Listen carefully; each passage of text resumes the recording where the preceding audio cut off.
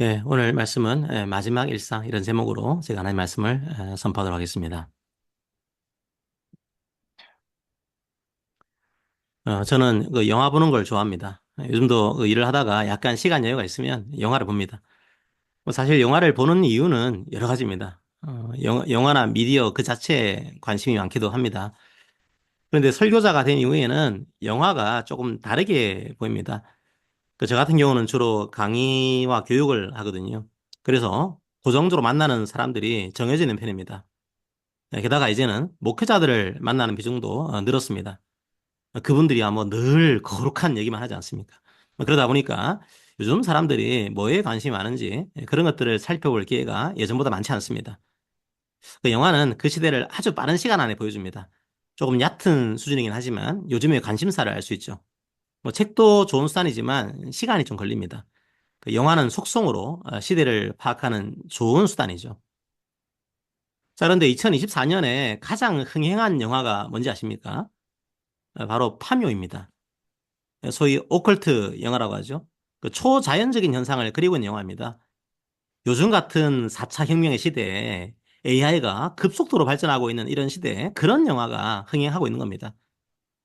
지구의 종말을 다루고 있는 영화죠.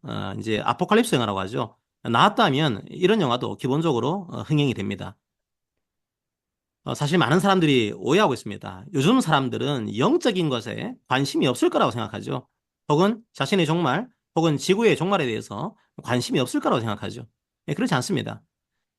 최근에 한국교회 트렌드 2025라고 하는 책이 나왔습니다. 요즘 해마다 나오고 있는데요. 그 중에 한 목차가 스피리추얼 젠지입니다. 1995년 이후에 출생한 세대를 G세대라고 하죠. 디지털로 무장한 세대입니다. 인스타로 연락하고 DM을 보내는 세대입니다. 기술로 무장한 세대죠. 그래서 사람들이 오해를 합니다. 영적인 것에 관심이 없을 거라고 생각하는 겁니다. 별로 신앙에 대해서 관심이 없을 거라고 생각하는 겁니다. 아닙니다. 관심이 많습니다. 생각보다 훨씬 더 자신의 신앙에 대해서 고민합니다. 영적인 본질이 무엇인지를 추구합니다. 표현 방법이 기성세대와 다를 뿐이죠. 많은 사람들이 사실은 영적인 본질을 찾고 있습니다. 그중 한 이슈가 바로 종말입니다. 자, 오늘은 종말에 대한 말씀을 드리려고 합니다. 그 오늘 그 읽은 본문을 영화로 만든다면 아마도 아포칼립소 영화가 될 겁니다. 7절을 보십시오. 만물의 마지막이 가까이 왔으니 이렇게 시작합니다. 그리고 나서 종말을 대하는 크리스찬의 자세를 말합니다. 자, 그렇다면 이 크리스찬은 종말을 어떻게 대해야 할까요? 이 본문을 보기 전에 한 가지의 오해는 짚고 넘어갈 필요가 있습니다. 성경에서 말하는 종말은 언제일까요? 자, 우리들은 보통 종말을 점으로 이해합니다. 모든 인류와 우주의 마지막 어느 순간을 종말로 이해하는 거죠. 네, 뭐 그런 종말도 성경은 말하고 있습니다. 예수님이 재림하실 때를 말하는 거죠. 하지만 성경은 상당 부분 종말을 점으로 이해하는 것이 아니라 선으로 이해합니다. 예수님이 초림하신 때부터 재림하실 때까지 그 모든 시간을 종말의 시대라고 보는 거죠. 바로 지금 이 시대가 종말의 시대인 겁니다. 많은 사람들은 점에 관심을 가집니다. 그래서 언제 어디에서 그 점이 찍힐 것인가 거기에 관심을 갖죠. 그러다 보니까 예전 다미성교회 같은 시한부 종말론 이단들이 활기를 치게 됩니다. 사실 성경은 그 시기가 언제인지는 하나님만 알고 있다고 말합니다. 우리들은 그 점이 언제 찍히는지 관심을 가질 필요가 없다는 겁니다. 오히려 성경은 점이 아니라 선에 더 관심을 가집니다. 그리고 그 선 위에서 살아가는 사람들에게 관심을 갖고 있습니다. 어떻게 이 종말의 시대를 살아갈 것인가? 여기에 관심이 있는 거죠. 뭐 사실 거창하게 인류와 우주의 역사를 말하지 않아도 됩니다. 한 개인도 언젠가는 이 땅에서 죽습니다. 점이 있는 거죠. 물론 그 이후의 삶이 새롭게 시작됩니다. 예수 그리스도를 믿는 모든 사람들은 부활 신앙으로 이 땅에서 살아가고 있는 겁니다. 어쨌든 지금 우리도 점을 향해서 나아가는 선 위에 있는 겁니다. 어떻게 살아야 할까요? 이 종말의 시대에 우리는 무엇을 해야 할까요? 7절을 다시 읽어봅시다. 만물의 마지막이 가까이 왔으니 그러므로 너희는 정신을 차리고 근신하여 기도하라. 베드로는 종말을 말합니다. 그리고 그 시대에 우리가 무엇을 해야 할지 말합니다. 종말의 시대에 우리가 해야 할 첫 번째 항목이 뭡니까? 바로 기도입니다. 성경은 종말이 있기 때문에 세상과 분리돼서 살아라 이렇게 말하지 않습니다. 오히려 세상 속에 들어가라고 말합니다. 세상 속에서 살아가라고 말합니다. 그 속에서 종말의 시대를 살아가라고 말합니다. 그리고 교회에서도 서로 어떻게 대해야 할지를 말합니다. 성경은 나홀로 신앙을 말하지 않습니다. 그래서 바로 뒤에 본문에 사랑이 나오고 봉사가 나옵니다. 그런데 그 첫 출발점이 뭐라고요? 기도입니다. 무슨 말일까요? 기도해야 종말의 삶을 살아갈 수 있다는 겁니다. 저는 요즘 이사야서 본문을 공부하고 있습니다. 이사야서에서는 고난받는 종이 나옵니다. 고난을 통해서 백성을 구원하는 종이죠. 바로 메시아를 예언하고 있는 겁니다. 그런데 이번 주에 이사야서 49장 3절과 4절을 묵상하면서 큰 은혜를 받았습니다. 제가 읽어드리겠습니다. 내게 이르시되 너는 나의 종이요 내 영광을 네 속에 나타낼 이스라엘이라 하셨느니라. 그러나 나는 말하기를 내가 헛되이 수고하였으며 무익하게 공연히 내 힘을 다하였다 하였도다. 참으로 나에 대한 판단이 여호와께 있고 나의 보응이 나의 하나님께 있느니라. 고난받는 종이 노래를 부릅니다. 그중 일부 노래입니다. 어떤 내용일까요? 원래는 이스라엘 민족이 하나님이 어떤 분인지를 세상에 드러낼 책임을 갖고 있습니다. 하나님이 얼마나 공의로운 분인지, 하나님이 얼마나 사랑이 풍성하신 분인지 하나님의 율법을 지켜서 나타내야 했습니다. 하지만 그 사명에 실패했습니다. 민족으로서 이스라엘은 공의를 저버렸습니다. 이웃을 사랑하지 않았습니다. 그래서 하나님의 영광을 드러낼, 그러니까 하나님의 공의와 하나님의 사랑을 드러낼 참 이스라엘이 오신 겁니다. 이사야는 예수님을 진짜 이스라엘로 설명하고 있는 겁니다. 하나님의 영광 그 자체를 갖고 있는 분입니다. 3절에서 그 사실을 말하고 있죠. 하나님 스스로가 이 땅으로 오신 겁니다. 자, 그렇다면 천지가 개벽해야 하지 않을까요? 예수님 말씀을 들은 모든 사람들이 눈물을 흘리며 회개하지 않을까요? 자, 그런데 바로 그 다음 절 4절을 보십시오. 종의 좌절이 나옵니다. 아무리 말해도 사람들이 듣지 않습니다. 아무리 선포해도 사람들이 회개하지 않습니다. 생각해 보십시오. 하나님 스스로가 선포하신 겁니다. 그 말에는 권위가 있었습니다. 능력도 있었습니다. 그런데 세상은 그 말에 반응하지 않습니다. 피리를 불어도 춤추지 않고 곡을 해도 울지 않습니다. 바로 그런 시대가 종말의 시대입니다. 선포해도 듣지 않는 시대입니다. 들어도 회개하지 않는 시대입니다. 그래서 종이 좌절합니다. 헛된 수고를 한 게 아닌가 한탄합니다. 공연하게 힘을 쓴 게 아닌가 실망을 합니다. 네, 맞습니다. 우리도 그렇지 않습니까? 나름대로 말씀대로 살려고 노력하는데 기대만큼 잘 안 됩니다. 세상에서 살아가는 게 녹록하지 않은 거죠.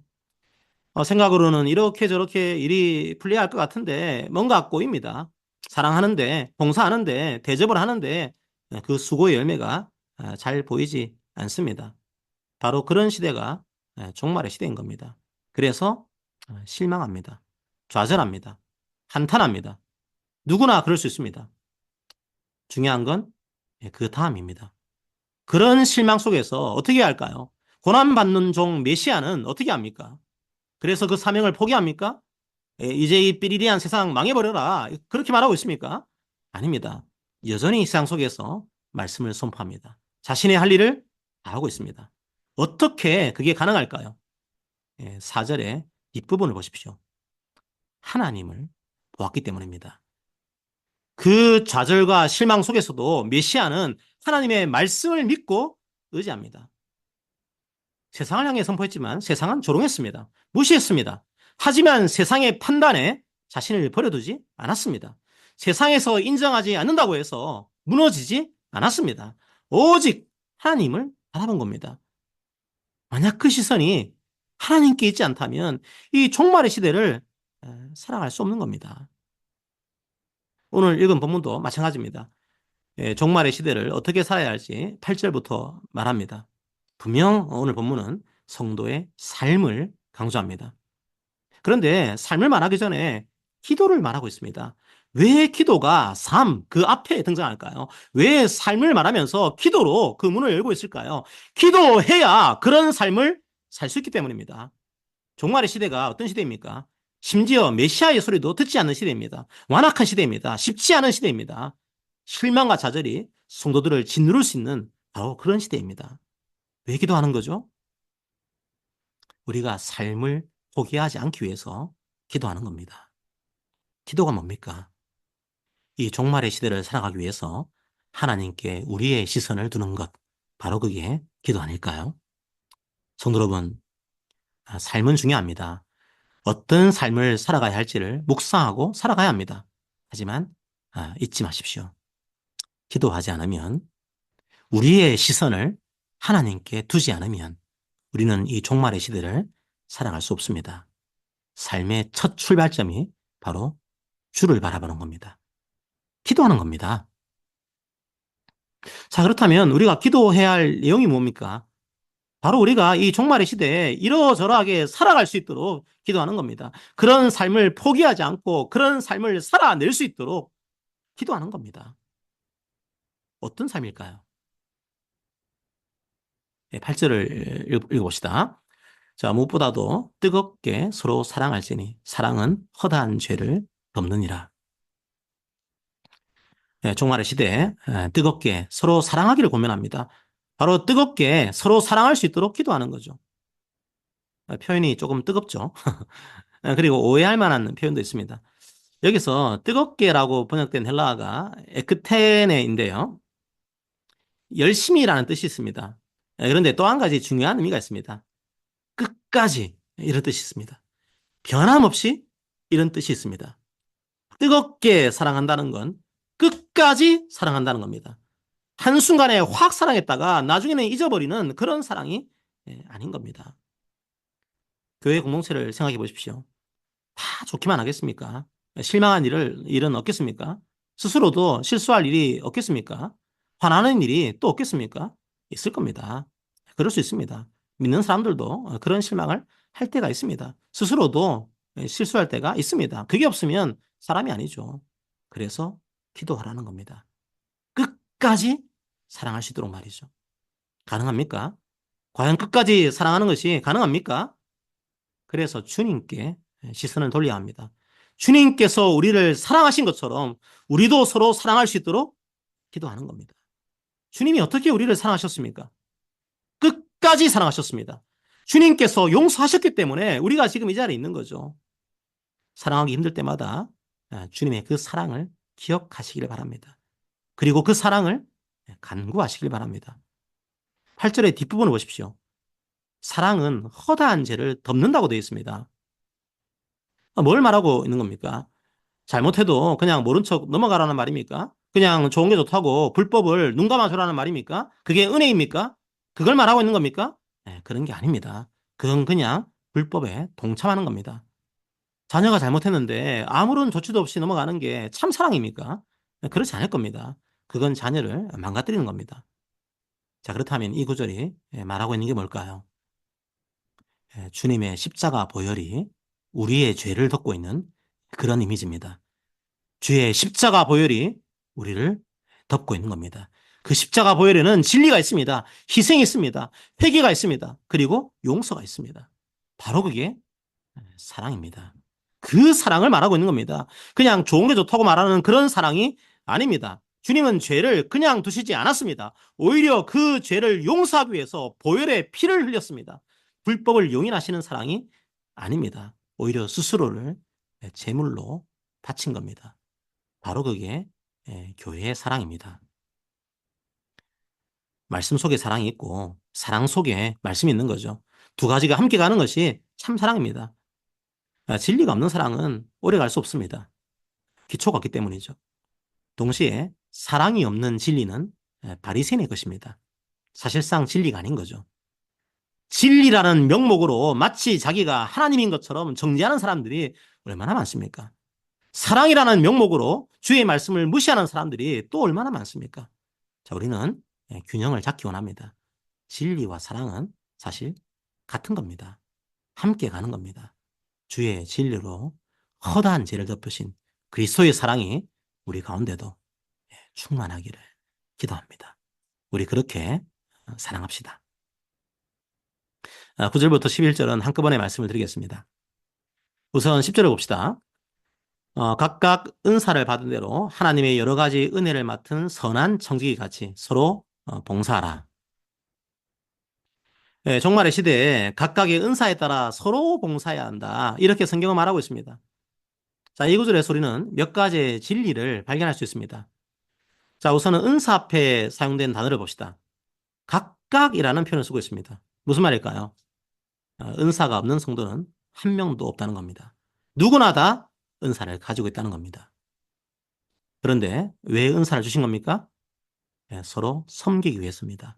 서로 봉사하기 위해서입니다. 종말의 시대가 어떤 시대입니까?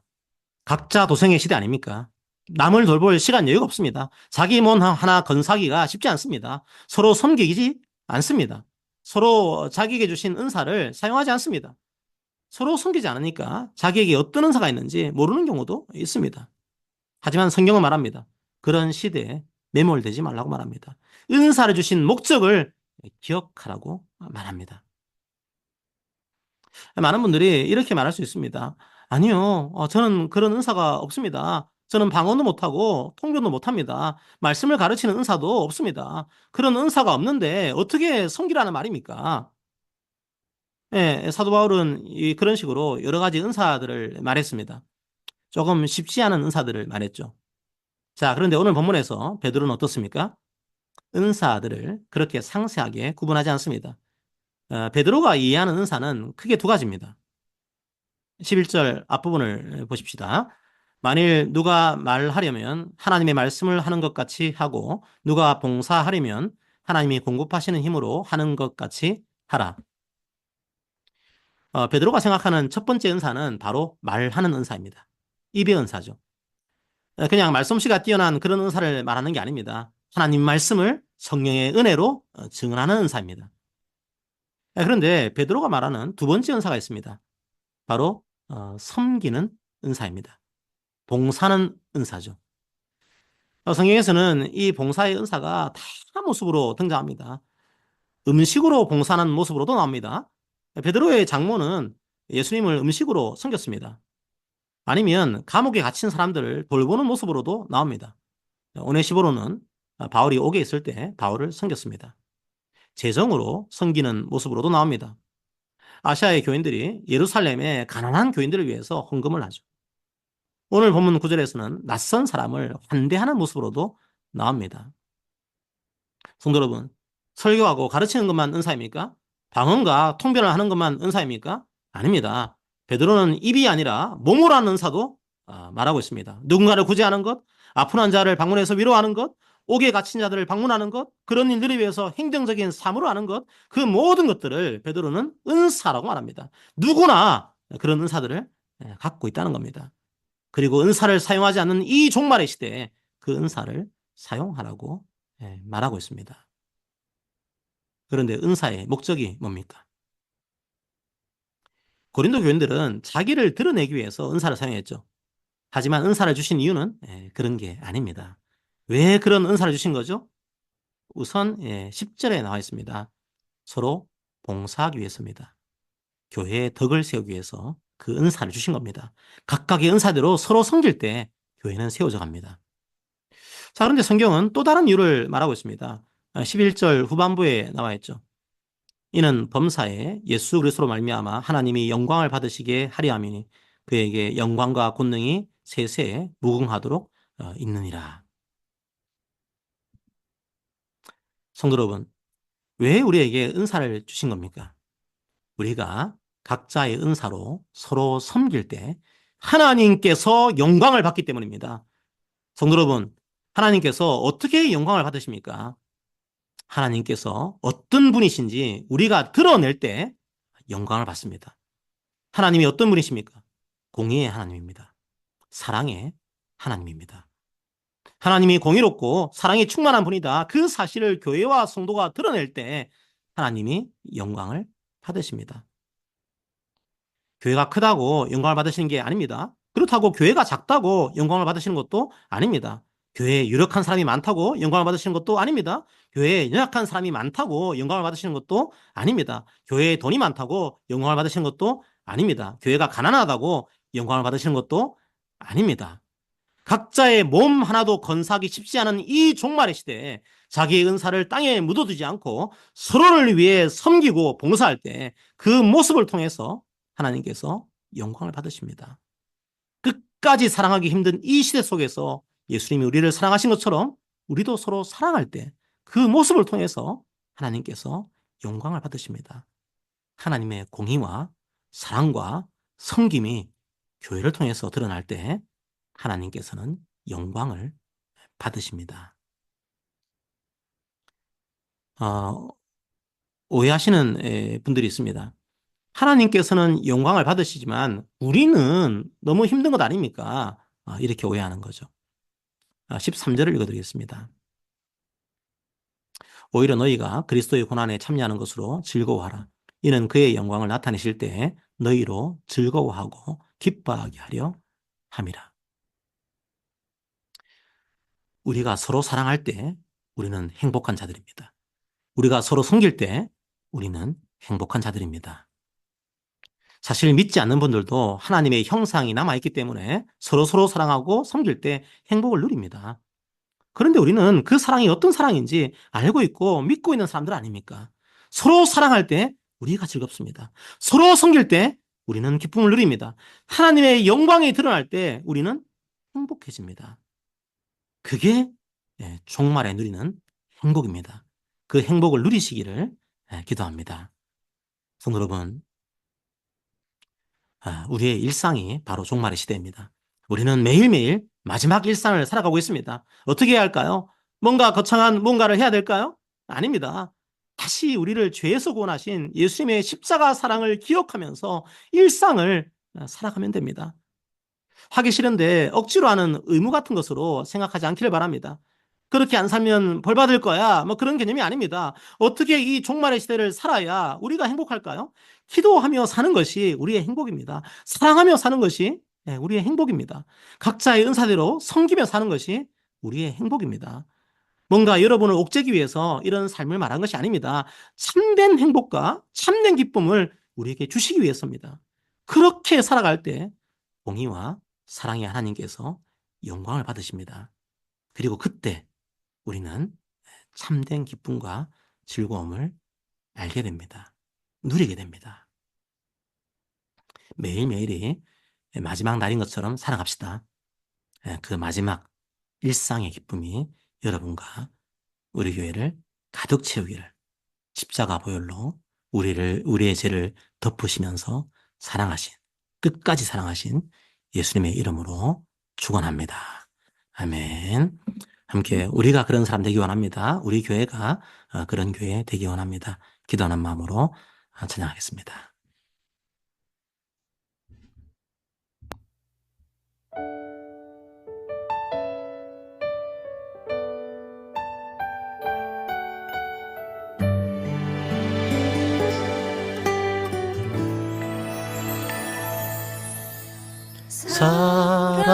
사랑이 넘치기보다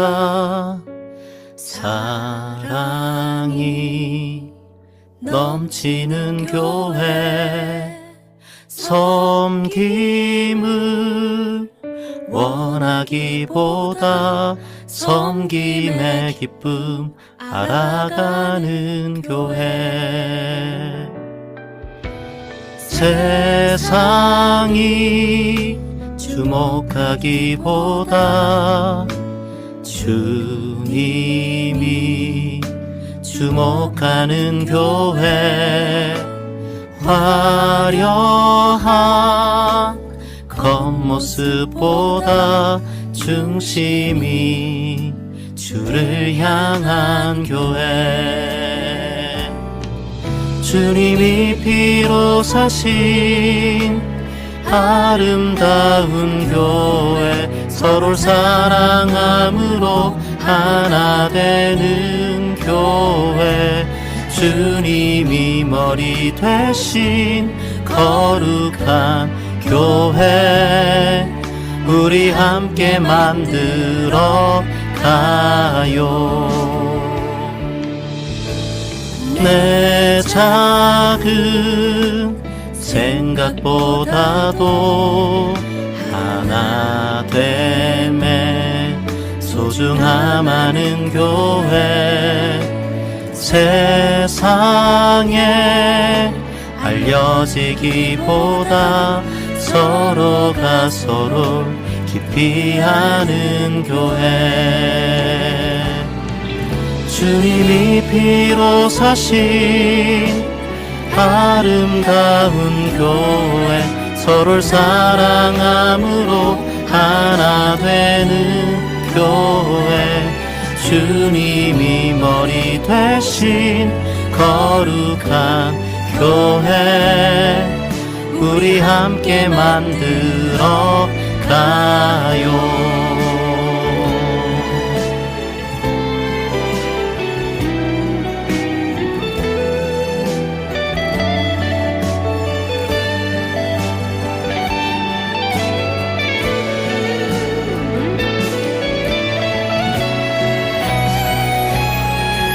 주님이 피로 사신 아름다운 교회, 서로를 사랑함으로 하나 되는 교회, 주님이 머리 되신 거룩한 교회, 우리 함께 만들어 가요.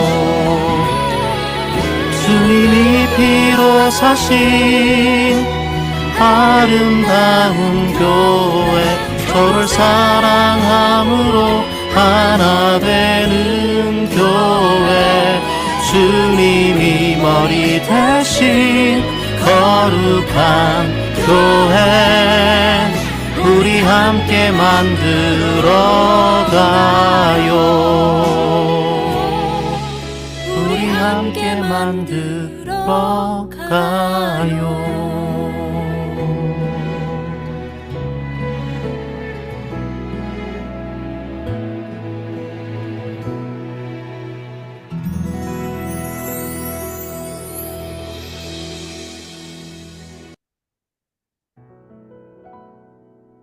말씀을 생각하면서 기도합시다. 주님, 사람들이 참 진리를 찾아서 헤매는 시대입니다. 아무렇지도 않은 듯 살아가지만 자신의 이 땅의 인생 너머를 불안해합니다. 종말을 얘기하지만 종말을 어떻게 살아야 하는지를 고민하지 않습니다. 주님, 우리는 기도하기 원합니다. 주님께 우리의 시선을 두지 않으면 불안이 우리를 엄습합니다. 다른 사람들의 인정을 받지 못할까 노심초사해야 합니다. 주님을 바라볼 때 담대하게 나아갈 수 있음을 고백합니다. 날 위해 십자가를 지시고 그 사랑을 확증하신 주님을 의지하게 하옵소서. 그리고 서로 끝까지 사랑하기 원합니다. 때로는 상처를 주고받는 것이 우리의 인생이라지만 주를 믿는 주의 성도들은 이 사랑을 포기하지 않기를 원합니다. 주님께서 죄 많은 인생들을 포기하지 않으시고 사랑하신 것처럼 우리도 그 사랑 본받아서 사랑하기 원합니다. 그리고 확장해 주신 은사를 발견하기 원합니다. 섬기기 싫어하는 종말의 시대에 다른 사람을 섬기는 기쁨을 주시옵소서. 우리가 서로 사랑하고 섬길 때 하나님께서 영광을 받으십니다. 그때 우리가 참된 기쁨을 알게 됩니다. 그 기쁨과 즐거움이 종말의 일상을 채우기 원합니다. 함께 오늘 말씀을 기억하면서 기도합시다.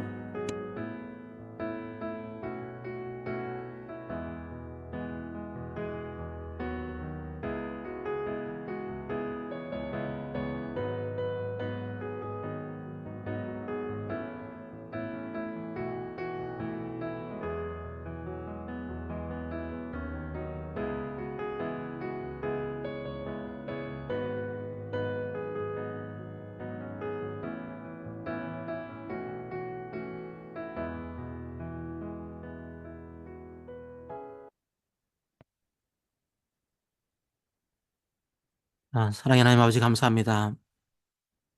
우리는 지금 종말의 시대를 살아가고 있습니다. 아무리 피리를 불어도 춤추지 않는 시대입니다. 곡을 하여도 울지 않는 시대입니다. 아무리 외쳐도 듣지 않는 시대입니다. 아무리 들어도 회개하지 않는 그런 시대 속을 저희들이 살아가고 있습니다. 하나님, 그런 시대에 우리가 어떻게 살아가야 할지를 주님께서 말씀하셨습니다. 우리가 기도하기 원합니다. 세상을 바라볼 때 우리는 쉽게 낙담합니다. 우리는 쉽게 좌절합니다. 하지만 우리의 소망이 하나님께 있음을 고백하고 주님을 바라볼 때 담대하게 이 종말의 시대를 살아갈 수 있음을 고백합니다. 그때 우리에게 기쁨이 있음을 고백합니다. 주님 또한 우리가 끝까지 사랑하기 원합니다. 사랑하기 힘든 시대입니다. 서로 상처를 주고받으면서 서로를 미워하고 서로를 혐오하며 증오하는 시대 속에서 저희들이 살아가고 있습니다. 하지만 주님께서 십자가 보혈로 사랑하신 것처럼 끝까지 사랑하신 것처럼 우리도 그 사랑 포기하지 않고 주님 의지하여서 주님 본받아서 끝까지 사랑하기를 원합니다. 그것이 우리의 참된 행복이요 참된 기쁨임을 우리 함께 걷는 교회 모든 성도들이 발견할 수 있도록 아버지 함께하여 주시옵소서. 무엇보다도 서로 섬기기 원합니다. 각자의 삶만 위해서 살아가지 않도록 도와주시고 우리의 이웃을 위해서 우리의 성도들을 위해서 그리고 이 땅에 있는 모든 연약한 사람들을 위해서 각자의 은사를 사용해서 하나님의 뜻을 드러낼 수 있는 그런 성도들이 되게 하여 주시옵소서. 그것이 우리의 참된 기쁨이요 참된 행복입니다. 그 기쁨과 그 행복을 이런 종말의 일상에서 우리들이 발견하며 누릴 수 있도록 주님께서 함께하여 주시옵소서. 우리에게 이런 참된 기쁨과 즐거움을 허락하신 살아계신 예수 그리스도의 이름으로 기도드립니다. 아멘. 자, 우리 서로 권면하도록 하겠습니다. 사랑하는 성도 여러분, 기도합시다. 서로 뜨겁게 사랑합시다. 각자의 은사로 서로 섬깁시다. 그때 주님께서 영광을 받으실 것입니다. 그때 우리 속에 기쁨과 즐거움이 가득할 것입니다. 그 은혜가 모든 성도님들 가운데 충만하기를 축복합니다. 아멘. 자, 오늘 금주의 말씀입니다. 무엇보다도 뜨겁게 서로 사랑할지니 사랑은 허다한 죄를 덮느니라.